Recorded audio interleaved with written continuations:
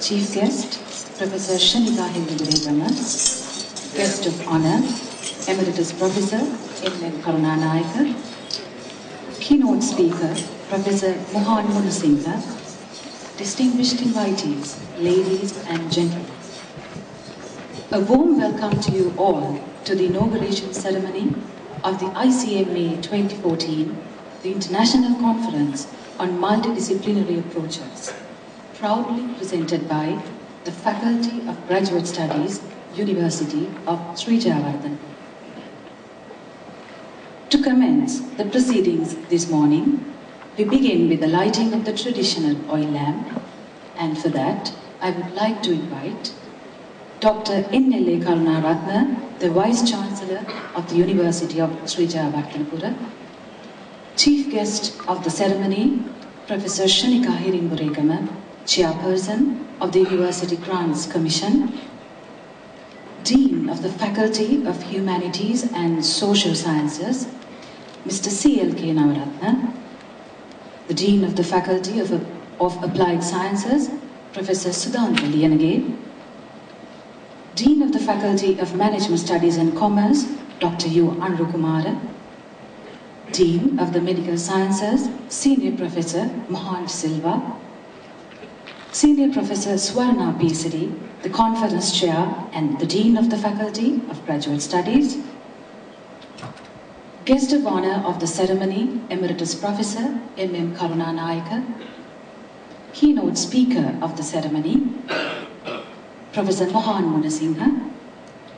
One chairperson representing the chairpersons of the study boards of the Faculty of Graduate Studies, Registrar of the University, Mr. K.G. Brito, Bursar of the University, Mrs. A.I.N. Pascual, Librarian of the University, Dr. Mrs. W.A.D. N.D. Vijayasundara, Deputy Registrar of the Faculty of Graduate Studies, Ms. Shriyangani Mendes, and the Senior Assistant Bursar of the Faculty of Graduate Studies, Mrs. Venita Gunasekara.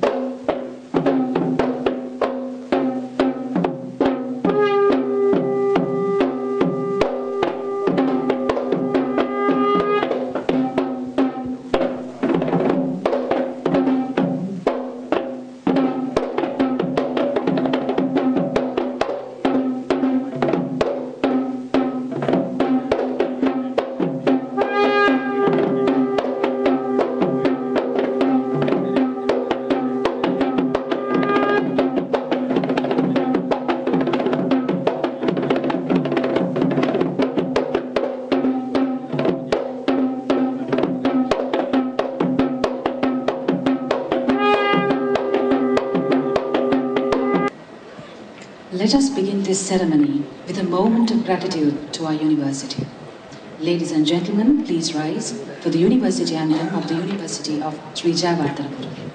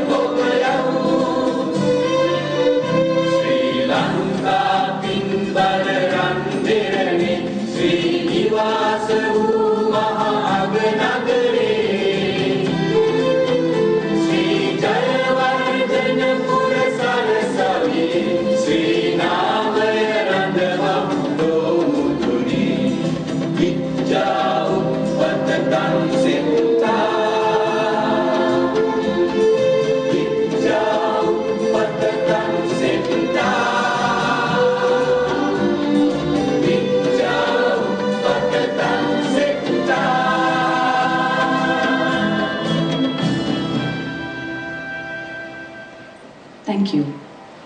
I now call upon Senior Professor Swarna P. the Conference Chair of ICMA 2014, Dean of the Faculty of Graduate Studies, University of Sri Jayewardenepura, to deliver the welcome address. Good morning to all of you. Venerable Reverend Sirs, Chief Guest, the Chairman of University Grants Commission, Senior Professor Shanika Hilumuregama, Guest of Honor, Emeritus Professor M.M. Karuna Nayaka,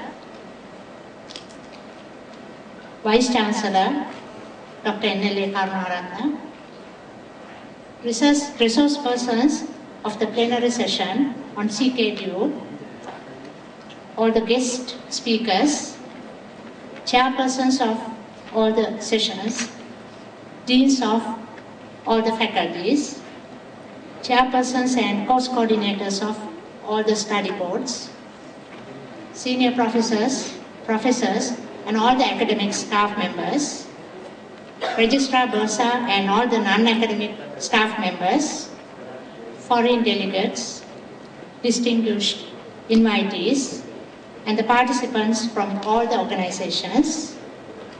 It is a great honor and personal pleasure to welcome all of you in this inaugural ceremony, ICMA 2014, as the Conference Chair and the Dean of the Faculty of Graduate Studies.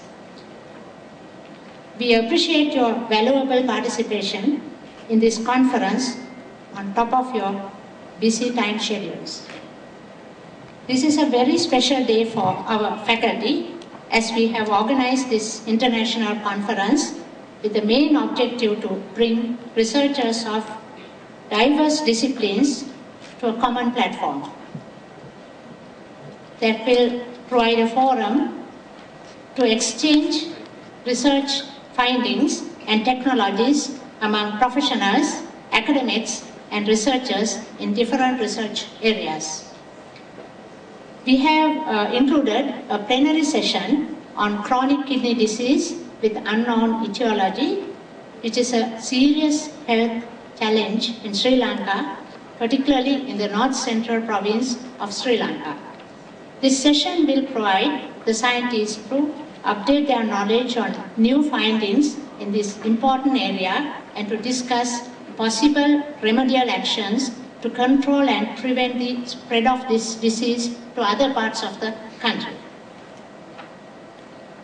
Apart from that, we have included 6 technical sessions in the conference, namely health sciences, natural sciences, humanities, social sciences, modern technology, and applications and management and finance.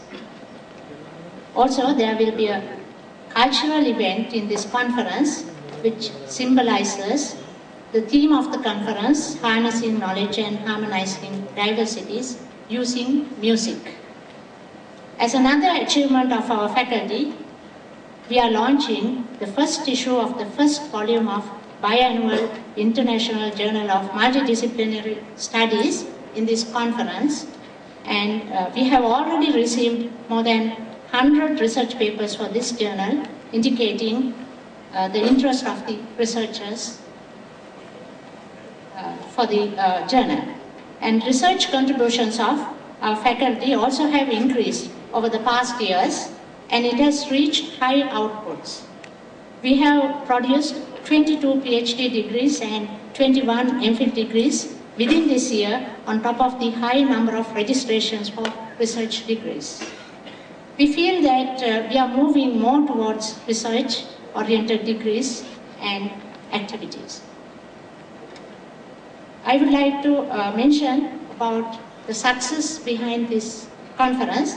Success of this conference indicates the strong team effort provided by the academic staff members of all the disciplines.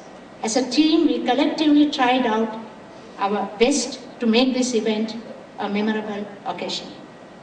So I wish all the participants a good day and a very successful conference, ICMA 2014. Thank you. Thank you, Madam. Dear Sir, Dr. N.L.A. Karunaratne, the Vice Chancellor of the University of Sri Jayewardenepura, I cordially invite you to address the gathering. Ladies and gentlemen, Dr. N.L.A. Karunaratne. Chairperson of the University, Grant Senior Professor, Shanika Irupuragam, our keynote speaker, my Honorable Guru, Emeritus Professor M.A. Karunaratne, our Dean of the Graduate Faculty, Senior Professor Madam Swarna Besri, the Dean, Head of the Department, Professors and academic staff members, Registrar, our Bursar, the librarian, and all other officers of the university and non-academic staff members, and our students, participants of this conference, and all the other invitees. First of all, I would like to pay my humble gratitude for Madam Swarna Besri, the Dean of the Faculty of Graduate Studies, and her team members for organizing this great event and inviting me for this conference. I know not only this year, she was working in order to achieve this level for a longer period. Actually, if she wants to complete the task, this is my personal experience about our graduate faculty dean's activities. if she starts something, she wants to do it to the best, in order to complete this kind of event. We need a lot of money. Madam, you wanted million, but we did not have to fulfill all your goals. She was struggling with me. The reason is because we have no money. Therefore, please forgive me for not giving the money you requested. But anyway, I know that whether we give or not, if there is a will with our madam, she will achieve her goal.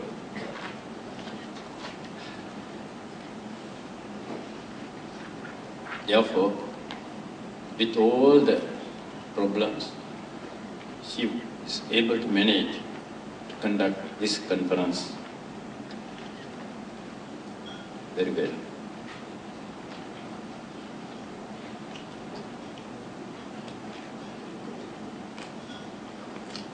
I am working as your Vice Chancellor since 2008. This is my last few months of my Vice Chancellor career. Next year, I'm not going to address you as your Vice Chancellor, but according to our capacity, our strength, our resources, we have given all the facilities to develop the research culture in our university. Our Madam Shanika, for our research activities, from our consolidated funds, we obtain only 5 million rupees. But madam, we generate funds. We lavishly spend, allocate or generated funds for research activity. In 2009, actually before 2008, what happened in our university was, our lecturers, our staff members, they applied for research grants. Then we have only 5 million, but our former leaders, detours, they cut according to the amount of funding. Some researchers, they wanted to obtain 500,000 rupees, but from the management, we cut half of that. We increased the number of research grants. Then what happened? Neither the researcher nor the university attained anything. If we cut things in the research field, there is no way for us to progress. Why I am stressing this? Madam, could you please allocate more money for the research activities in all the universities? However, from the date I assumed as the Vice Chancellor, whatever the number of research grants applied, without any hesitation, without any condition, we approved all the grants.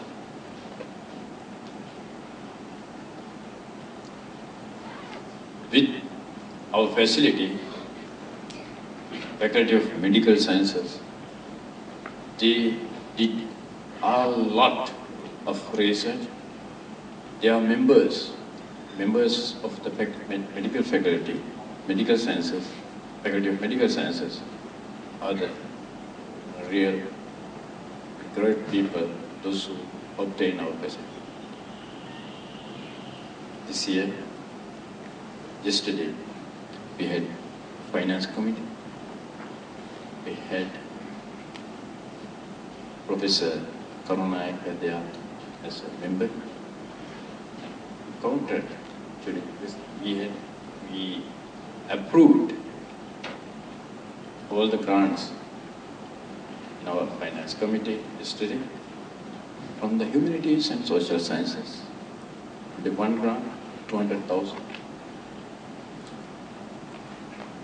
Faculty of Management Studies and Commerce, 2 grants.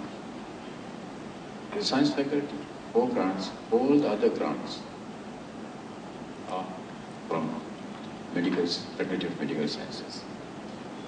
I kindly request you, I do not know who is going to be the next Vice Chancellor.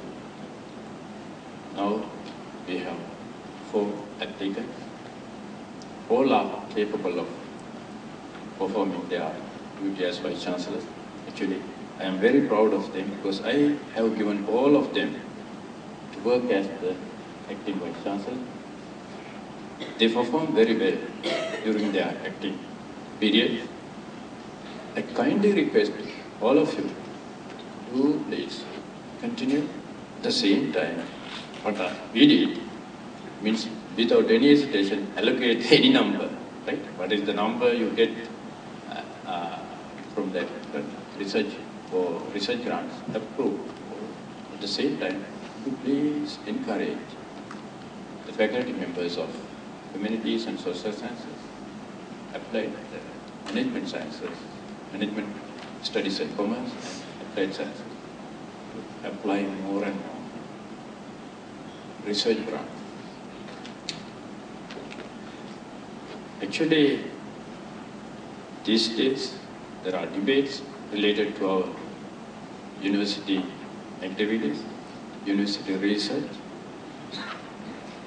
We want scientific research. There is no argument. Without science, there is no development.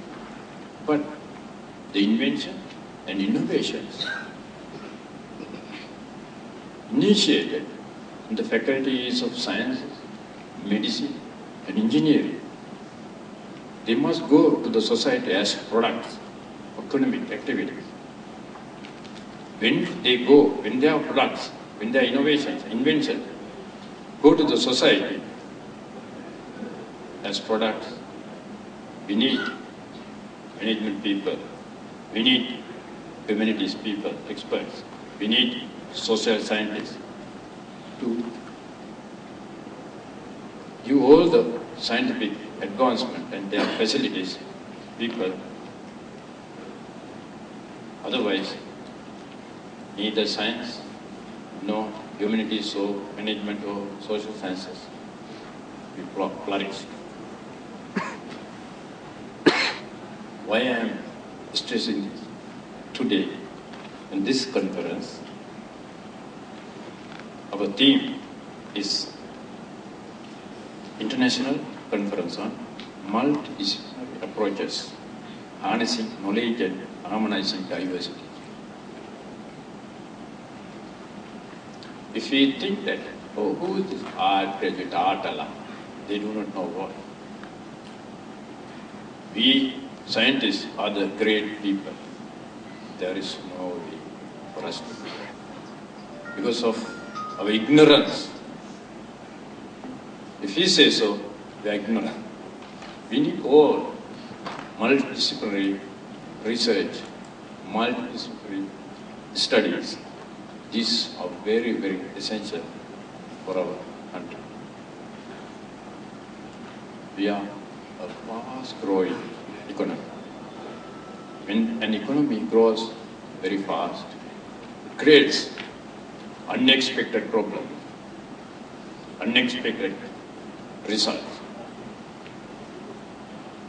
Therefore, we need more research. At the same time, we need to collaborate. Harnessing knowledge, we need to harness knowledge.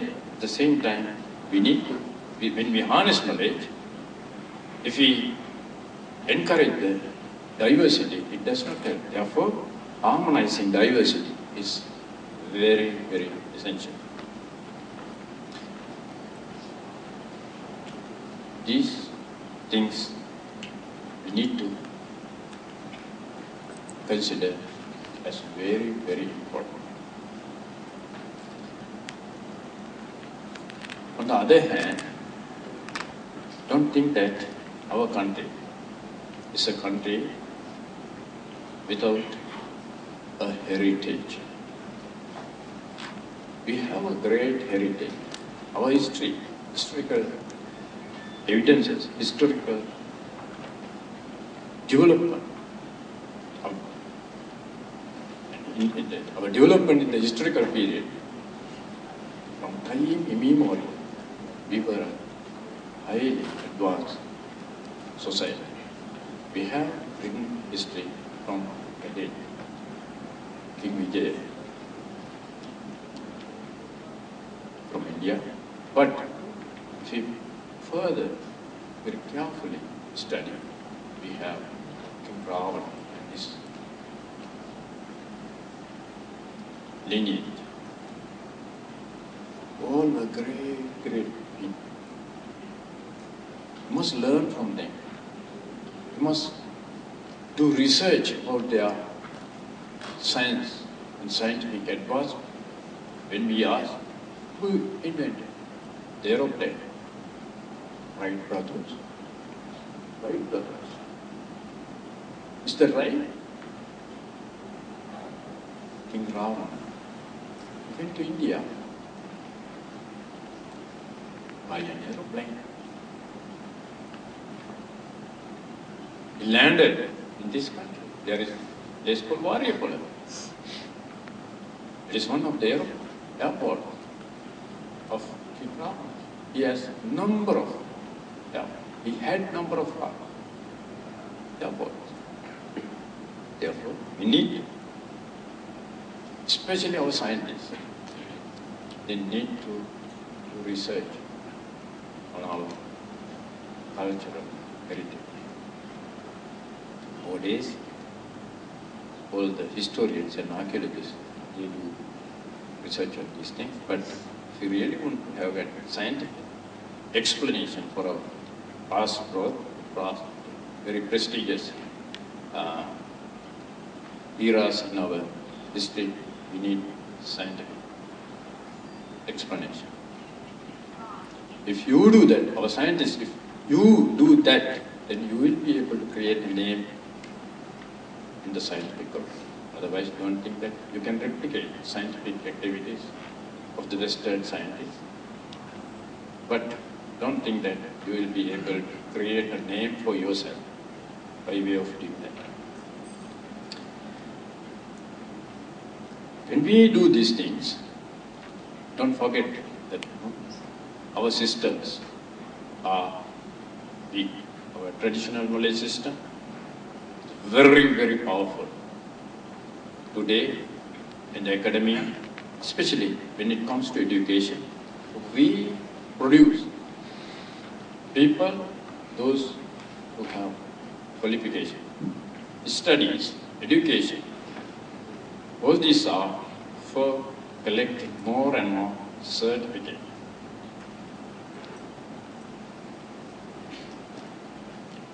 By way of collecting certificates, what we develop?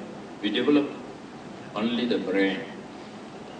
Because we are working for examinations, exam results.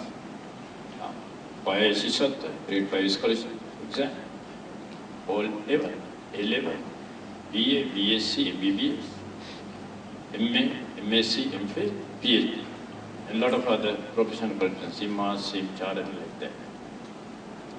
But developing just only the brain, we are not producing balanced people. You want to develop heart also. In order to develop heart, we need to learn from our traditional knowledge system. At this moment, I would like to mention the way our traditional people consider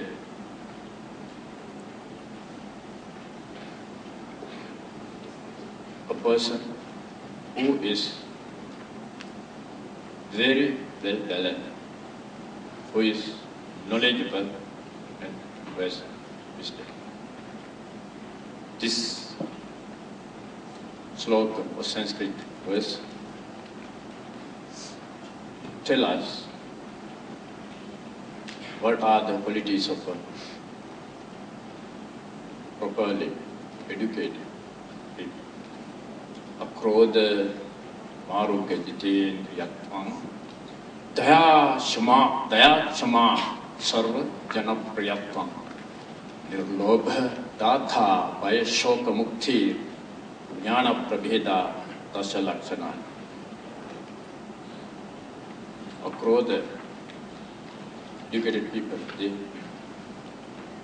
don't hate hatred feeling. Without hatred feeling, they must very healthy academics, researchers, they must maintain very healthy way of life. The health is most important. Sense control.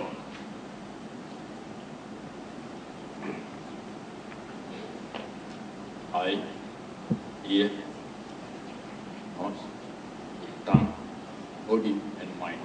All these must be controlled. Loving kindness is very, very important. Forgiveness, again, very, very important. When our academics, researchers behave with those qualities, they become very, very popular.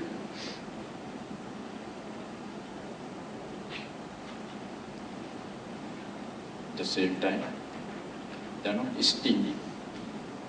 They are very generous. Generosity is very, very important. They have no fear because they don't do anything in order to obtain something, but without expecting anything. Nissaranadyasi. Finally, whatever they do with an understanding. Therefore, they need not to live in lamenting. They are not lamenting. That is, these are the 10 qualities of an educated person. We need to develop. If we really want to enhance and develop these multidisciplinary research activities, multidisciplinary education.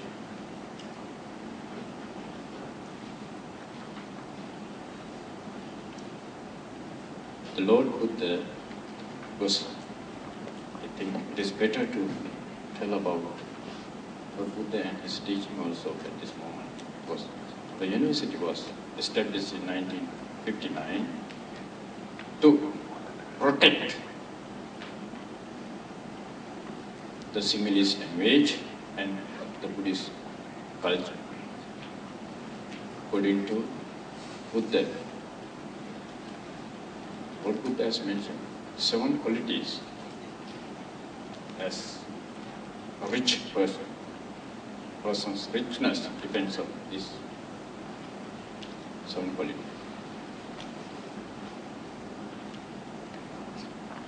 Shraddha dhanam, Shila dhanam, Hiripattapyam dhanam, Sruta dhanancha chagocha, Prajnani saptamam dhanam. Shraddha.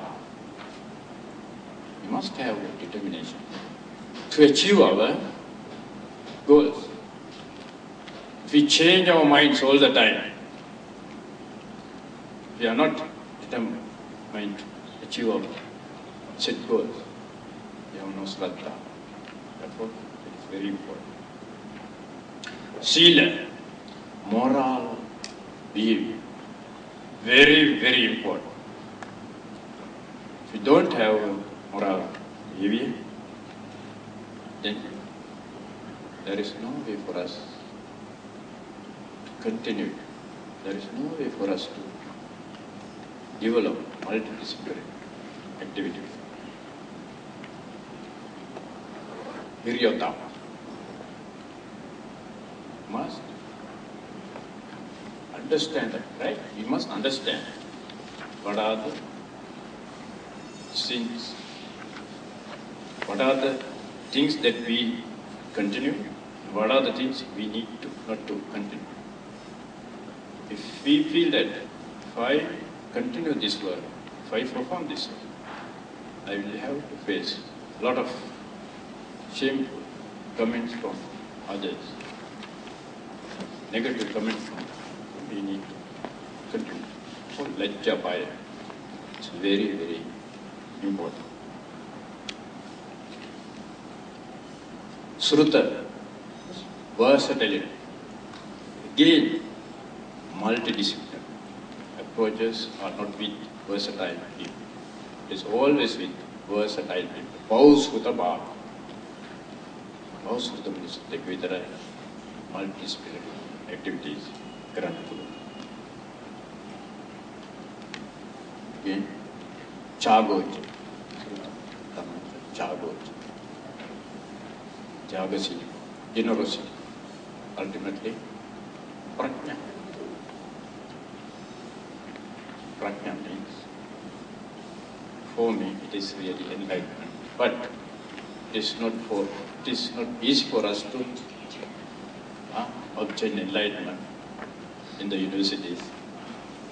But at least, if we try, then we will be able to develop our mind to a very higher level, enabling us to perform very well without giving problems for others.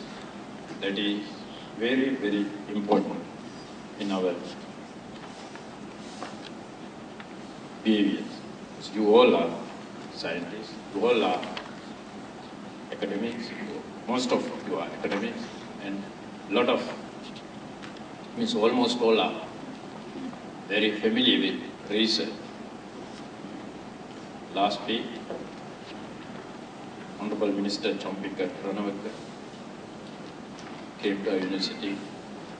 He is the person, he is the minister who is promoting scientific research, scientific activities in this country. And he prepared, already he has prepared a document. He wanted from the university community to participate, enabling him to achieve the goals, set goals. Therefore, from the government side also, there is a very, very positive plan. They are ready to help you. Could you please remember this facility and obtain them and do research. Finally, what I like to mention is, please consider India as an example. In India, former president, one of the former presidents, Professor Abdul Kalam, and his team, they developed a program called Vision 2020, Develop India. They developed this program in 1998. 1990. To face the challenges they are going to face in the 21st century, and at the same time, what are we going to achieve during the 21st century? They set goals. By 2020, India is going to be a developed country. Their goal is one. That is, they don't have many goals. They have a single goal. That is, to achieve the developed status in India. When? In 2020. 2020. Therefore, in that plan, they asked all the people in this country. They did not consider about education qualification or other qualification. They enlightened Indians. This is what our work. We all have to dedicate our life to achieve that goal. They are fast growing, their economy is fast growing. They are really practicing multidisciplinary approaches. You know, in India alone, there are more than thousands of languages, hundreds of religions, thousands of tribes and a lot of groups, cult, poverty, incredible. At the same time, the prosperity, those who have money and wealth, they are the topmost positions in the world. That kind of diversity is there. Even though at the moment they have this diversity, but they are going to achieve in 2020, develop India. In developed India, they are expecting to eradicate all their negative things. In order to do that, they perform multidisciplinary research, multidisciplinary education, multidisciplinary various activities. Thereby, they hope at the same time, actually already they have achieved. They are showing us that we can achieve this goal. If India can do that, remember this, in India, 45% in 1990, 45% of their population, they are illiterate. They can't read, write. Illiterate, 45%.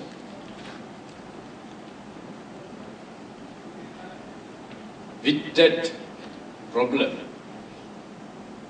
they are going to achieve developed state in 2020. We have no such problems. Our population, entire population is educated. Our people can understand. Our people can, because of our education, our communities, whether the rural or the urban, does not matter. Without any problem, we can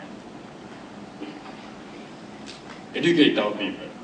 Because our people, thanks to the people's education, I don't like to use the word free education, people's education. The people are the general public education. The ordinary people, people of this country, citizens of this country, they pay for education in Sri Lanka. Therefore, public education. Thanks to that, which was given to us by the so-called British imperialists under the leadership of Honorable Minister C.W.W. help us to achieve all these nice facilities. Therefore, what I want to mention is, what I want to stress here is, we don't have a marked year to achieve our developed state. I kindly request Chairperson, Madam, also, and kindly request you all to can't we establish or can't we form a group, very strong group, to formulate a policy, to set the goal, set the date to achieve our developed state. After setting that year, then we all will be able to work together. And there is goal for us, for everybody in this country. Do you know that? 2020 or 2025. We are going to achieve developed state in our country. These young lecturers, young scientists, then they must know. If we set our goal to achieve developed status in 2025, then these young group, they must consciously work. By 2025, I am in a developed country, developed Sri Lanka. In developed Sri Lanka, I must work like this. These are the activities that I will have to perform. Unless we set an year to achieve developed status, then there is no way for us to achieve development. We can do a lot of ad-hoc activities. We can build some buildings, dams, and other economic activities, but there is no way for us to harmonize all these things to achieve expected developed state. I think it took a long time. Finally, once again, as the Vice Chancellor, I warmly welcome again Madam Chairperson of the University Grant Commission, Senior Professor Sanika Irigurekam. Madam, you are always a strength for our university system. When you were working as the Vice Chancellor at Colombo, and you did a great service for the university, as well as you showed us, you indicated us that this is the way we also should. We contributed tremendously for the development of that university. At the same time, you helped in various ways. Therefore, we are very grateful as a university. We wish you very great future in the UGC. At the same time, you have the power, you have the financial resources to set a goal for our country. Because you can organize all our academics to discuss the problems that we are facing. Then you can invite them. You have the authority also. Use that authority, power, to set a goal for this country. Otherwise, madam, there is no way. Once again, I thank you, madam, for your schedule, busy schedule. You are here. And again, I thank the Dean of the Faculty of Graduate Studies for organizing this very, very fruitful and great conference, enabling us to share the research findings, research activities, the knowledge created by the research of our scientists in this country and her team. Once again, I highly appreciate Professor Karnayaka, my guru, for coming to our university for various activities. He is a member of the council and he is doing a great service for the development of our university. And our deans, they are the real pillars for the development of our university. Without them, there is no way for us to go ahead. They all are equally contribute for the development. They are very dedicated people. I'm really lucky to have our deans. Madam, last month you sent a letter to CVCD increasing the salaries for this kind of allowance for the Vice Chancellors 50,000 rupees a month. Deans, 40,000. And for you, 75,000 or 70,000. We got a letter, not from you. And like that. Last Sunday, I didn't go. I was away from the country.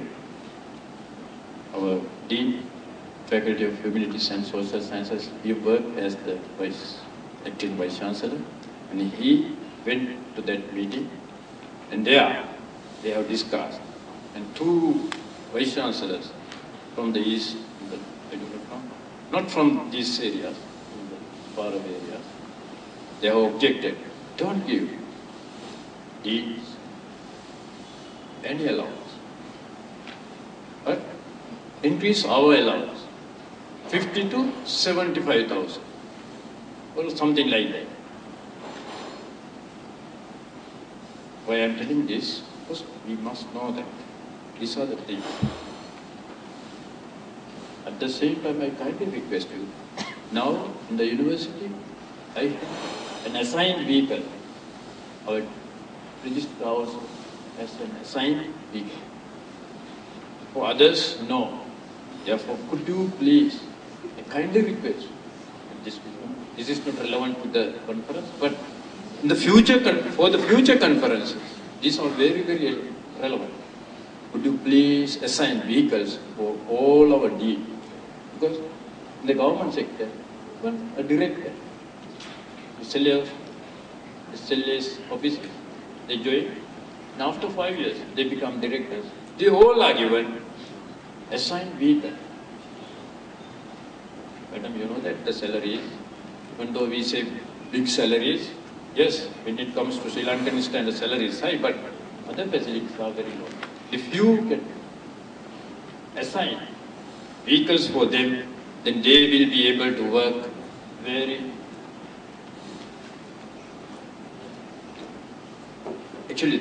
productive.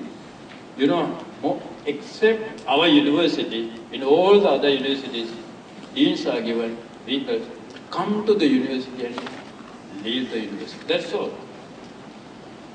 And they can go to your office also.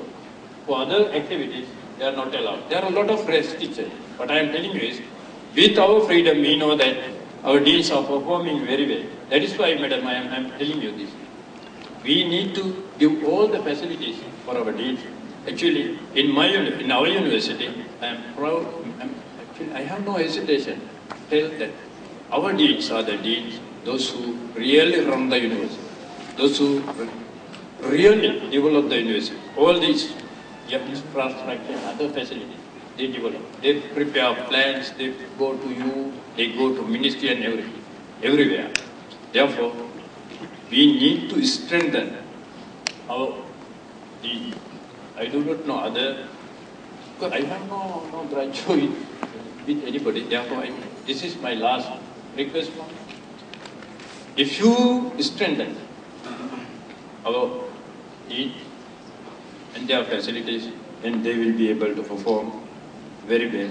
Ultimately, it helps develop the entire university. I don't want to take further your time. And once again, I wish you a very productive, very fruitful, very harmonious learning conference.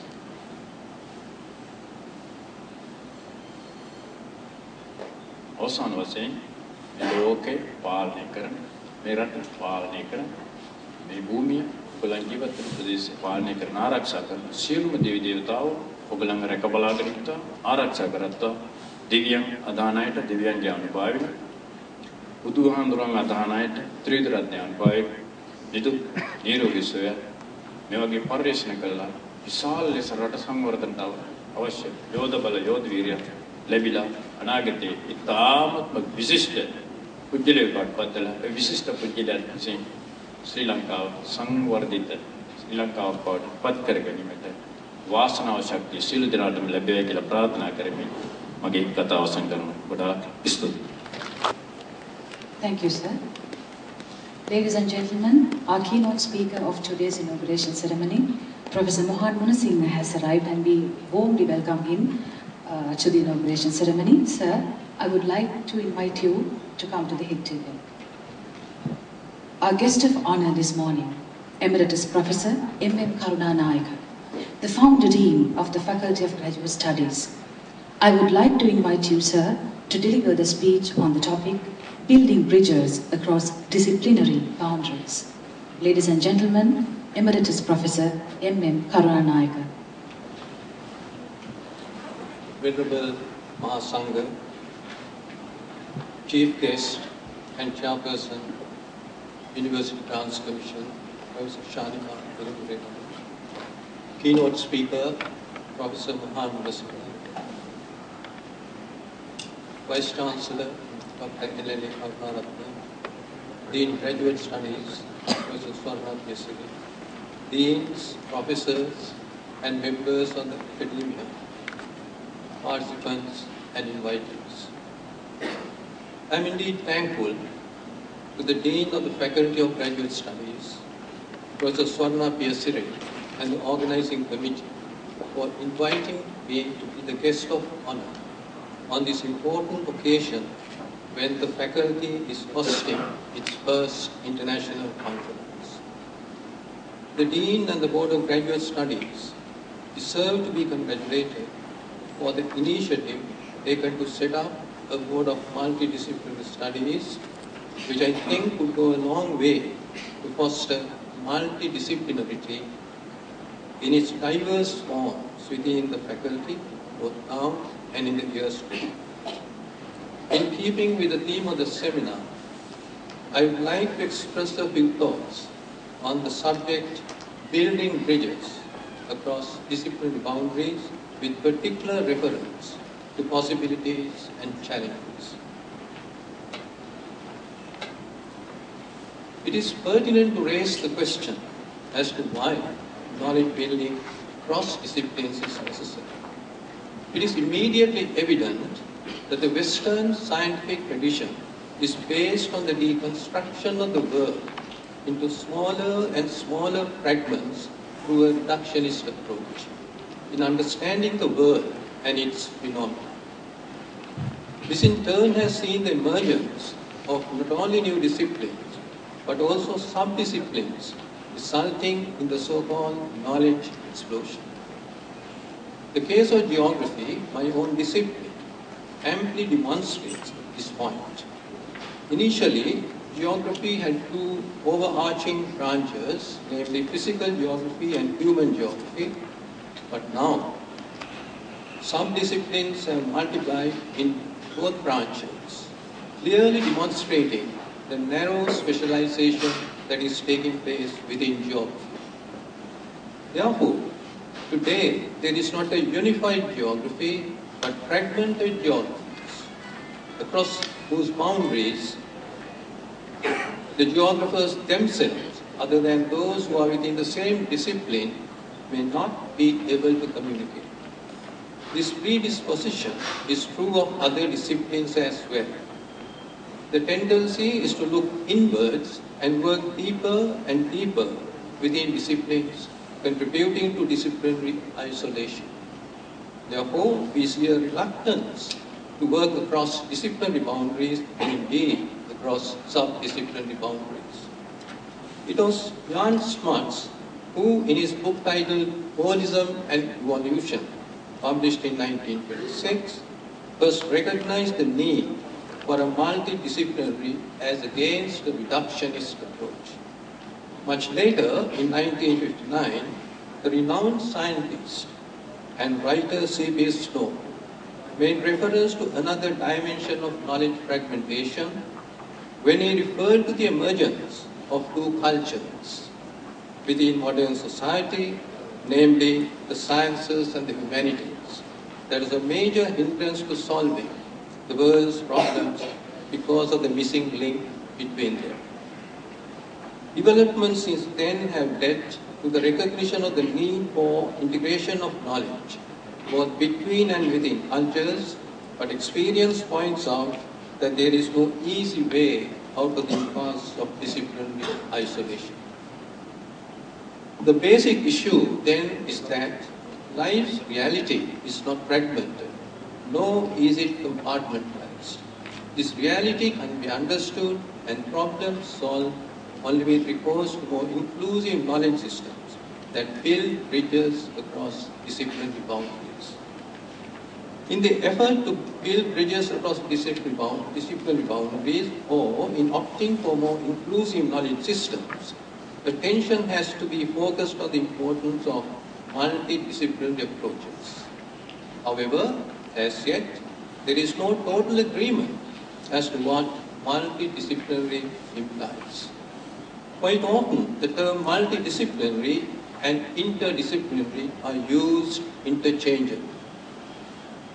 It is necessary to distinguish between a multidisciplinary approach and multidisciplinary approaches. The first refers to a specific form of research in which knowledge is drawn from different disciplines in looking at a problem. In this process, there is interaction among researchers, but in general, each researcher is rooted in his or her own discipline and undertakes parallel analysis of parts of the problem. The term multidisciplinary approaches, on the other hand, refer to different types of multidisciplinary that spreads along a continuum as multiple disciplinary, multidisciplinary, cross-disciplinary, interdisciplinary, and transdisciplinary. The distinction between these approaches is in the degree of collaboration achieved as indicated by the terms additive, interactive, and holistic, frequently used with reference to multi, inter, and transdisciplinary disciplines respectively. In contrast to the above, intradisciplinary implies looking inwards within a discipline to understand reality by bringing together theoretical perspectives from two or more subdisciplines within it, which means that integration takes across subdisciplines. It will be useful to take a closer look at what these different approaches imply. It is suggested that in multiple disciplines, research, the degree of involvement of the several disciplines is unknown or unspecified. As previously mentioned, a multidisciplinary approach is one in which scholars in different disciplines work together while being grounded in their own disciplines.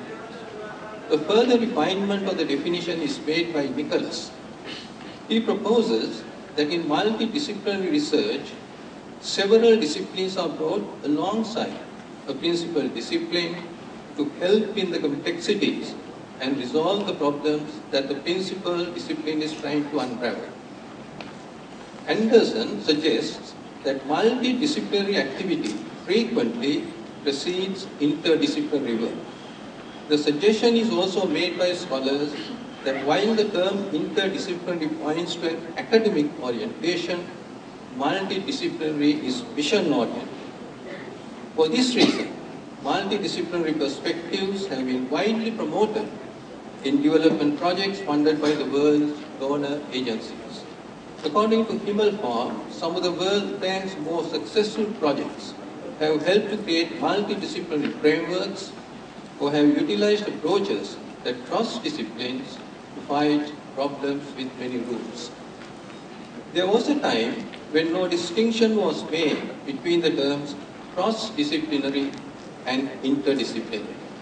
More recently, a clear distinction is drawn between them.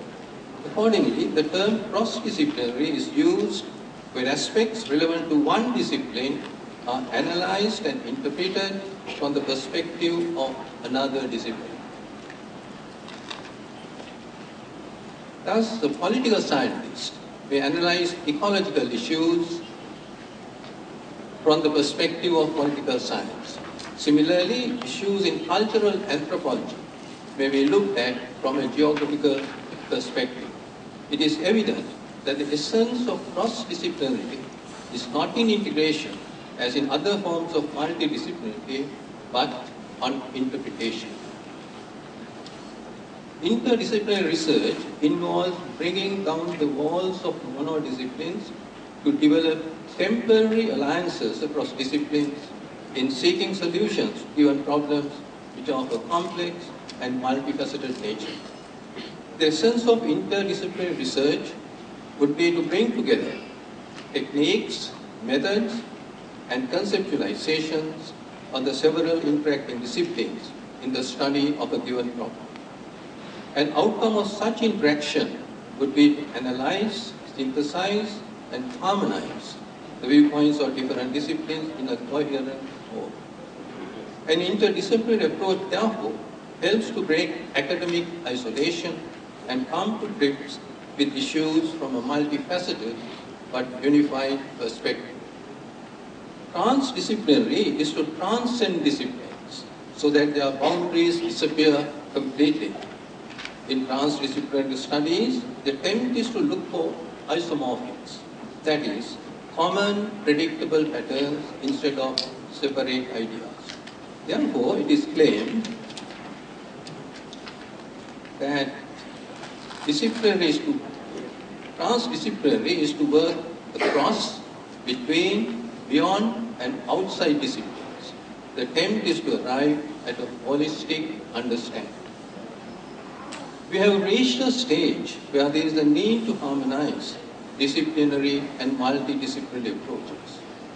The view prevails among some scholars that multidisciplinarity is hostile to the development of disciplines. In fact, it is claimed that the need is not special efforts to establish a new interdisciplinarity, but to re-establish the right kind of discipline. In other words, the sciences must communicate with each other and must assume mutual intelligibility. However, the point is that such an approach would not necessarily lead to the type of integration that is possible with multidisciplinary approaches to solve complex societal problems. A contrary view is that the real emphasis should be on transdisciplinarity than on other forms of multidisciplinarity. According to McGregor, the crux of the trend is the growing need for new kinds of knowledge aside from that which is generated within one discipline or in temporary alliances among disciplines. It is really time to move beyond our penchant for specialization because society's problems are far too complex for one point of view. On the subject of transdisciplinary knowledge, Latency has proposed that disciplinary knowledge is intellectual inner space and transdisciplinary knowledge is intellectual outer space. I would venture to suggest that transdisciplinarity lies at the core of intellectual outer space and other forms of multidisciplinarity at its inner and outer periphery, where the inner periphery will be given to interdisciplinarity and other outer periphery to multiple and multidisciplinarity. The opposition to multidisciplinarity rests on the assumption that it would diminish the importance of single or monodisciplines. In my view, nothing could be further from the truth. Multidisciplinary research would throw up new issues and challenges to be explored within monodisciplinary frameworks, thus ensuring their vitality. At the same time, knowledge building within disciplines would further strengthen multidisciplinary approaches.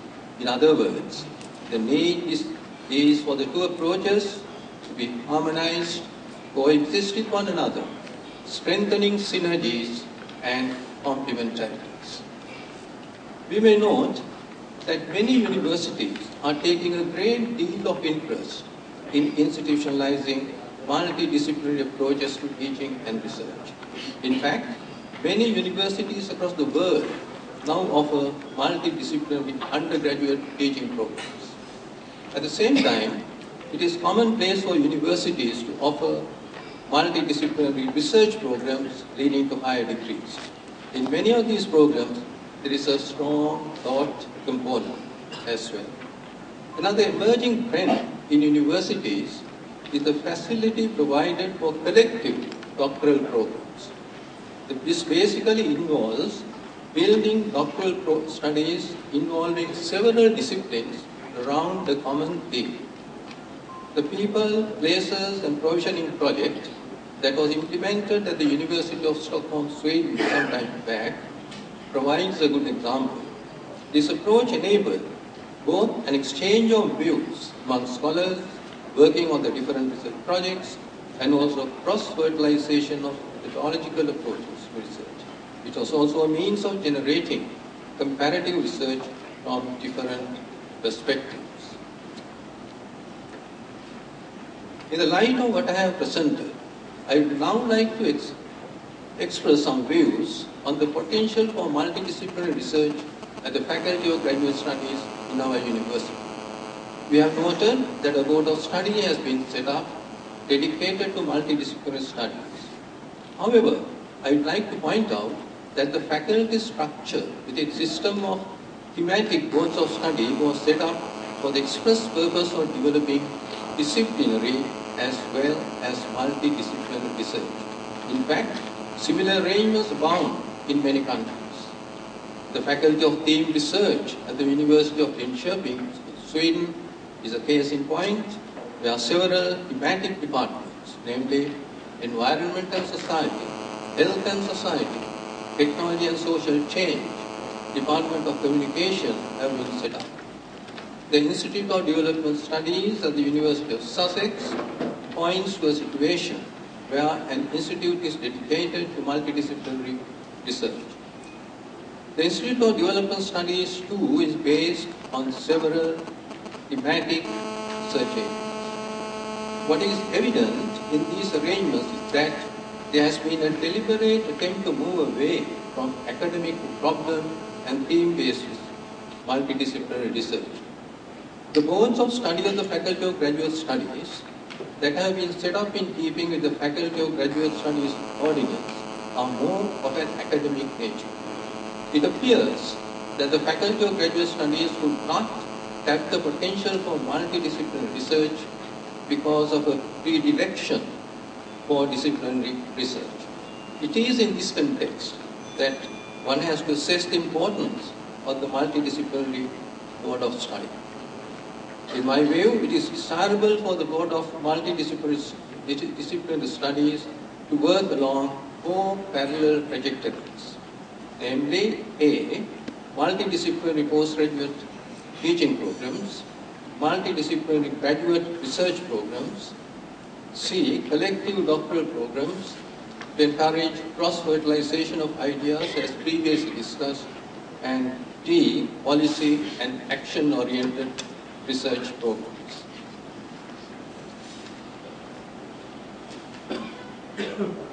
With a development orientation, it is important that all these programs be underpinned by methodological and pedagogical considerations. It is now relevant to discuss the challenges facing multidisciplinary approaches to research.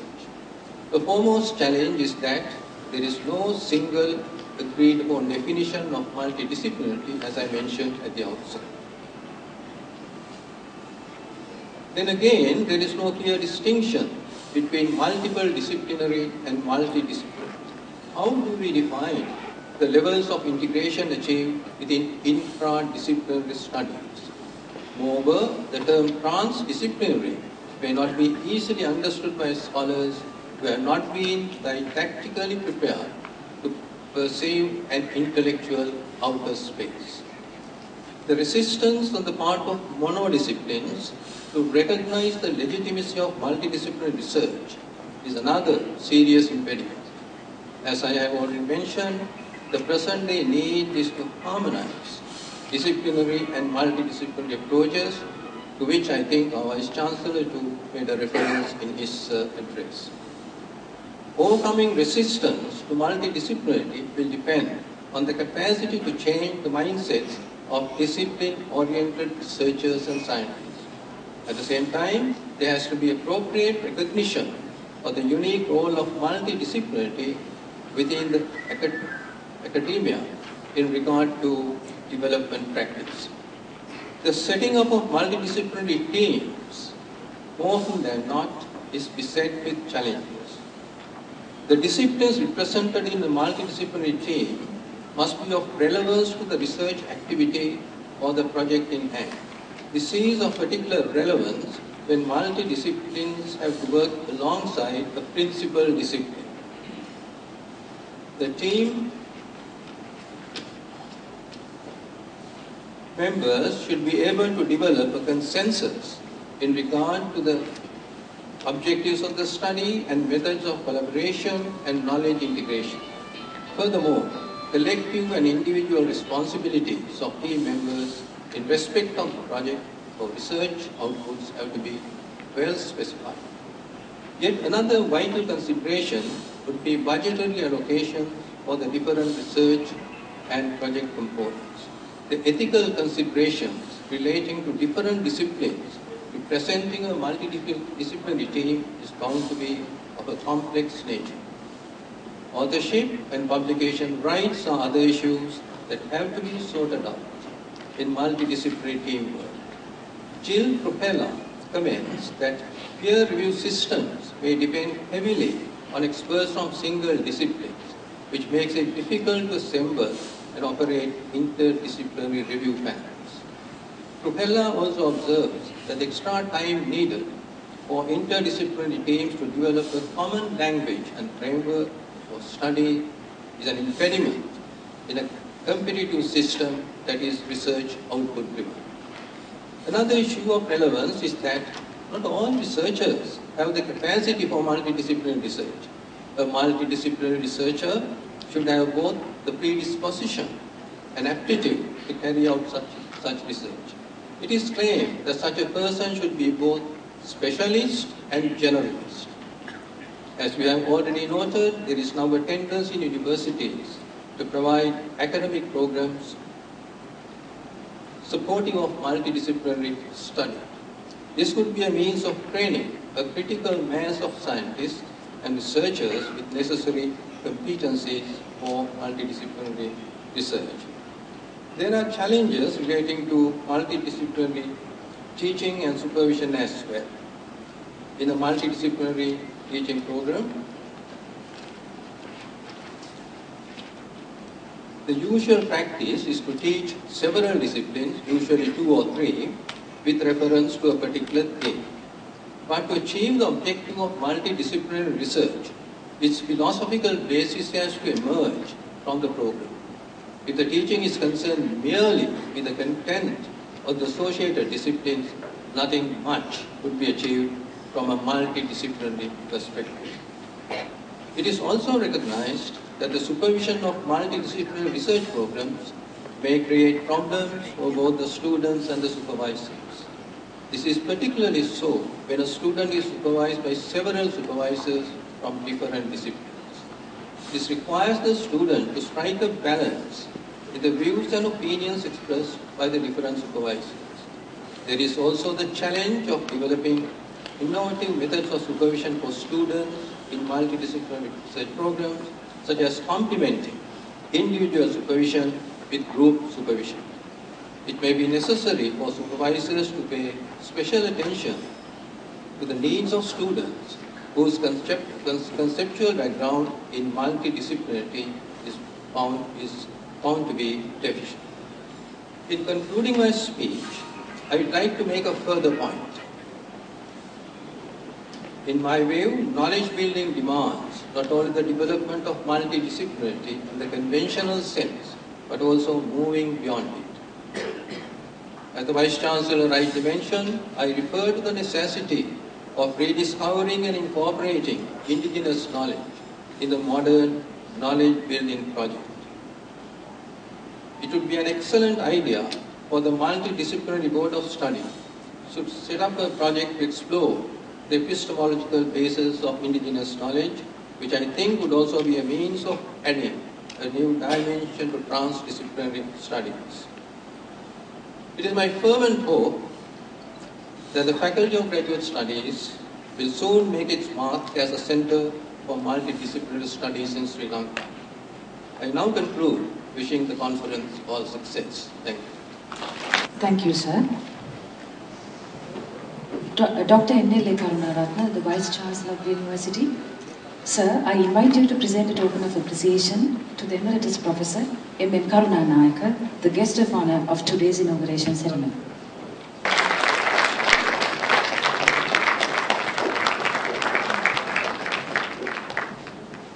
Thank you, sir. Now I would like to invite the chief guest of the ceremony, Professor Shanika Hirimbureganna, the chairperson of the University Grants Commission, to address the gathering.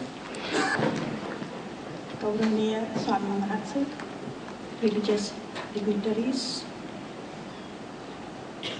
Vice Chancellor Dr. Karunaratne, and members of the Council of Sri Jayewardenepura University,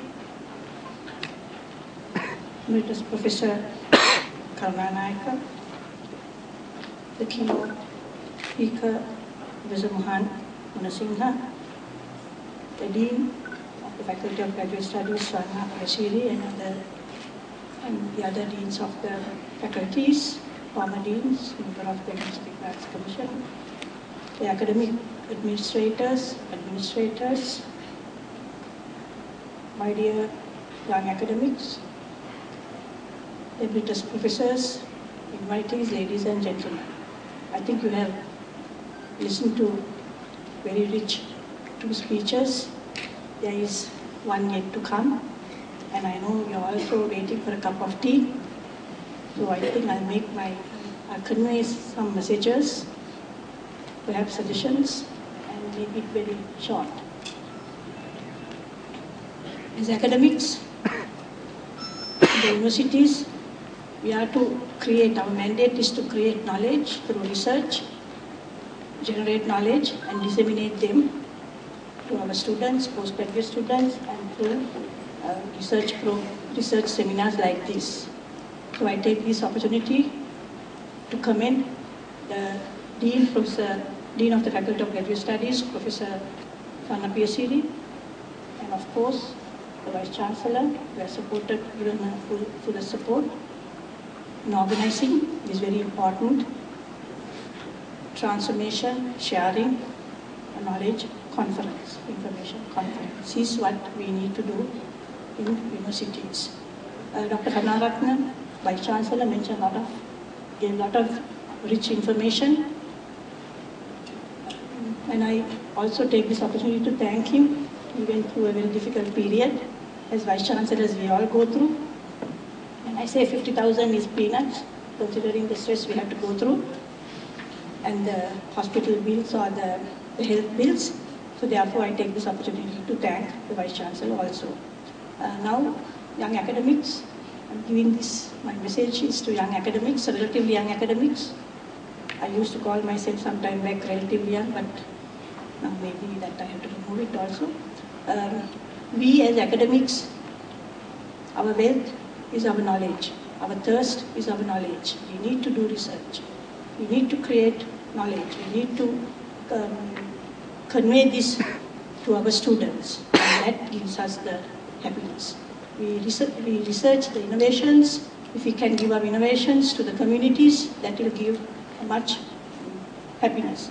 In fact, Vice Chancellor, the 10% of the capital grant could be used, you know it, 10% of the capital grant could be used for research purposes of that university. Apart from that, the University Grants Commission has about quite number of millions to be given as research grants. We have advertised, very few grants we have received. I take this opportunity also to inform you, the young academics, the professors, that you could apply research grants to UGC, and we understand the need of research grants, especially for those who are coming soon after their PhDs and joining the university. I myself has done it, and I had to beg for money. And sometimes when they see me, they say, okay, she's asking for money. But I have not asked money for myself or to buy a vehicle or a house for myself, but to do the research, and that research has gone to people. And this understanding that the need, we have now set up a considerable portion for research grants. So young academics, any academic, you may, I think the professors must have teams, perhaps multidisciplinary teams, as with your young academics, and apply for research grants. We will be very happy to give them. We also have funds to start up the businesses.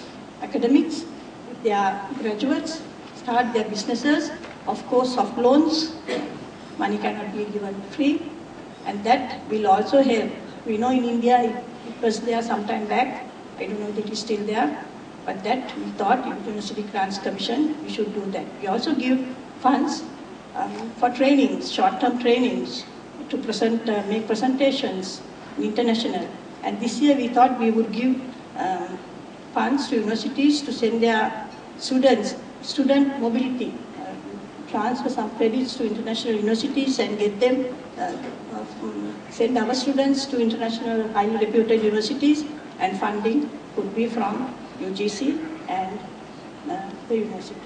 So I'm happy that we were also able to give some assistance, financial assistance to this conference, and we will be doing that even in future. My dear young academics, do your research, be committed to your work, teaching, research, and you will be strengthened, you will be empowered with your knowledge. Nobody can beat you. The world is competitive. Competition is very good, and that should be taken as a healthy competition. If you work towards your own work, be committed, I think you will be blessed and positions will come behind you. And also I wish to say that please do not go behind monetary benefits, because finally, in front of please, I do not want to say this, but we all know that finally we take only the blessings. This birth, we are right. We didn't have any control of last, but we have a control of next birth because we are here now. So therefore, do not cut throat other people.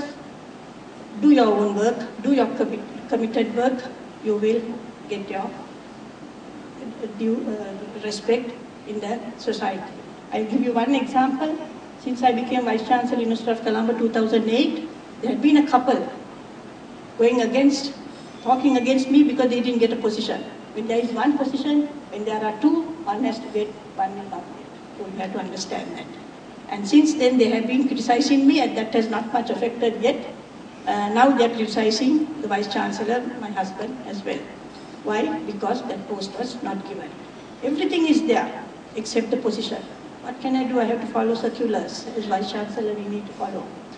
But make sure if you do your work well, genuinely, committedly, you will get your blessings. We believe in blessings. I strongly believe in blessings, Ashirwad. I of course strongly believe in God Ganesh and God Vishnu also. But we always, everybody, goes along with our religion. I know even US, sometime back US President, as soon as the President came, he used to read Bible. And I know our Vice Chancellor also do according to his religion. So we have to live ethically, committedly, and then the blessings will be there. In fact, I'm not boasting, but I got this post in 2011. 2011 when I took up the second post as the Vice Chancellor. But the former chairman would like to go for the next term. I said, sir, you go, because I could stay here. And then unfortunately, certain things happened, and there were some difficulties, and I had to take up. A very good friend told me, Shanika, you should have gone away from the Vice Chancellor post. Why did you take this up? I said, no, I'm enjoying my post. I'm enjoying because I'm enjoying because I could do a lot of work for all the universities. There, back in Colombo, it was only for Colombo and, you know, our academics. So therefore, if you are contented, if you are rich in your knowledge, if you are committed to your work, your research especially, if we all have our own disciplines, if you can master your discipline, nobody could compete with your knowledge. They could compete with politically, etc., etc. but not with your brains and your cleverness and your knowledge. So that is the short message I would like to give. Jayewardenepura University is moving rapidly. It has been moving rapidly, but now, especially more than Colombo, Jayewardenepura is more difficult, I would say. Not the student number is higher, but the discipline-wise, but the Vice Chancellor has been able to control. It's easy to look from outside, but when you are in the position, you see the hotness. Sometimes when the students are outside, my own relations, they said me, "Are you okay?" I said, "Why? I didn't know that the students are outside even." That is the nature. We are in it, we know it. We are not worried. When we take up a post, we need to face the challenges, even at any cost. But we must remember that because of His Excellency's leadership, we have now a country, we have peace and harmony. I like the topic because the topic talks about harmonizing. We are all Sri Lankans. We are all Sri Lankans. We are a multi-ethnic, multi-religious community. We go by the merit of people. We go by the knowledge of people. And the two words and the multidisciplinary, they are all very encouraging, very needed words in today's concept. So therefore, once again, I congratulate my dear academics. You must have your own role models. I also had my own role model. Work hard, be committed, don't always look the bad side of it, because we Sri Lankans, we have been blessed, and I always take India as an example, and the present India we like, as the Vice Chancellor said, the former President Abdul Kalam, he visited Sri Lanka, and he said, be honest to your work, do your work well, and you will be happy. At the end of the day, if you are happy, if you have finances to live, if you are happy, that is what life is about. Wish you all the best, and I'm sure you are all waiting to listen to a keynote speech that will be very rich. And please, if you have any issue, come to the UGC. I'm sure the Vice Chancellor solves all the problems. And we had a 50-day GSP, the grievance program. Yesterday we were in Wimber. No problems in universities. And Wimber, because they took up Diet Curricula, they have got a lot of facilities. I saw an auditorium which I had never seen in any university. That's the blessing of taking Diet Curricula. Unfortunately, Urhuna couldn't take it up. But if I was the Vice Chancellor, I would say, if you don't want the students, you move out. Because you are here only for a short period, university is going to remain forever. And I'm sure, I hope, the other universities will also take it up. So I wish you all the best once again, and thank you very much.